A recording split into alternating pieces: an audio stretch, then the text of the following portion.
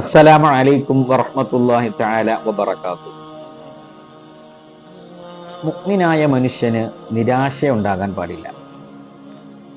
അവന്റെ ജീവിതത്തിൽ ഒരു കാര്യത്തിലും നിരാശ എന്ന് പറഞ്ഞാൽ വരികയുമില്ല. പരിശുദ്ധമായ റമദാനിനെ കുറിച്ചും അള്ളാന്റെ പ്രവാചകൻ സല്ലല്ലാഹു അലൈഹി വസല്ലമ തങ്ങളും അങ്ങനെയാ പറഞ്ഞത്. മൻ സ്വാമ റമദാന ഈമാനൻ വ ഇഹ്തിസാബ.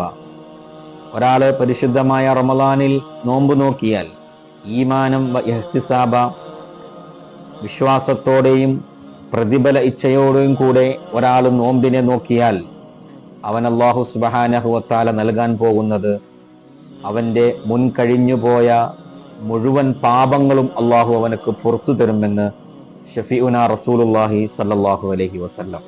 അള്ളാഹു സുബ്ഹാനഹു വ തആല മുഴുവൻ പാപങ്ങളും പൊറുക്കപ്പെട്ടവരുടെ കൂട്ടത്തിൽ നമ്മൾ ഉൾപ്പെടുത്തി അനുഗ്രഹിക്കട്ടെ. ആമീൻ യാ റബ്ബൽ ആലമീൻ. അസ്സലാമു അലൈക്കും വറഹ്മത്തുള്ളാഹി.